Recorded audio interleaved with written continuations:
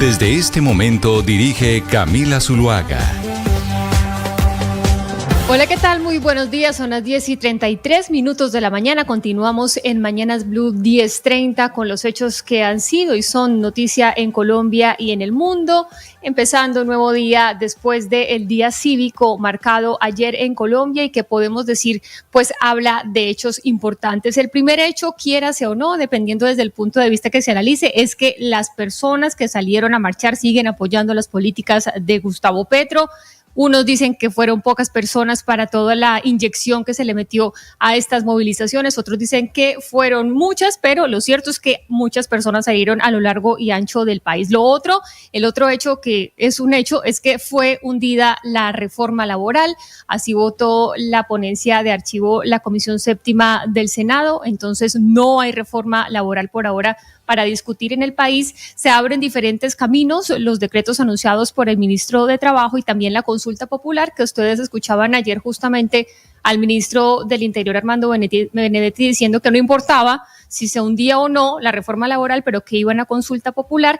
Y el otro hecho, Oscar, es que entramos directamente ya a una campaña electoral. Lo dijeron algunos de los congresistas que apoyan al gobierno de Gustavo Petro, entre ellos María Fernanda Carrascal. Ya estamos prácticamente en una carrera electoral en donde se van acomodando las fichas y en donde, por supuesto, pues los ciudadanos quedan en el medio. Se están disputando los votos desde ya de parte y parte en la política nacional. Mire Jennifer, que además, a propósito de lo que estaba usted comentando de la jornada de ayer, la jornada cívica de ayer, convocada por el presidente Petro, me llamó mucho la atención la declaración del ministro del Interior, Armando Benedetti, en el sentido de que ya no le importa, al gobierno no le importa lo que pase con las reformas en el Congreso. Esa fue la frase que utilizó el ministro Benedetti.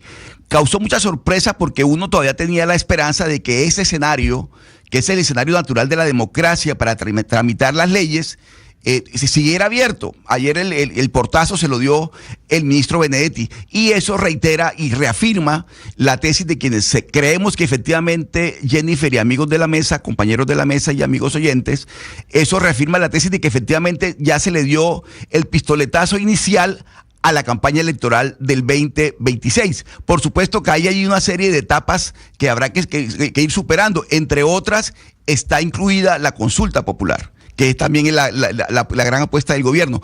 Pero sin duda alguna, Jennifer, yo sí creo que ya con lo que está pasando, lo que quiere decir es que el gobierno está también calentando motores para posicionar candidatos tanto para marzo como para las elecciones de diciembre, y por supuesto la oposición también está haciendo lo propio. Yo creo que efectivamente lo que está ocurriendo, ya aquí no hay nada más que hacer, es que el gobierno decidió, el presidente Petro por lo menos, dar casi que por cancelado un gobierno prematuramente, porque todavía le falta a este gobierno un año largo para culminar, pero efectivamente se va a meter de cabeza en el tema de la consulta popular. Eso hará que muchas leyes, por ejemplo, que están pendientes en el Congreso, que son muy importantes, entre otras las que tienen que ver con la implementación del proceso de paz acordado con las FARC, hay unas cosas que están pendientes, hay muchas leyes que están pendientes, pero obviamente que el gobierno decidió, y la oposición por supuesto que también, apostarle ahora sí en firme a las elecciones del 2026. Pero además, Oscar, en ese tono en el que estamos, que es o todo o nada, o me aprueban o todo o nada,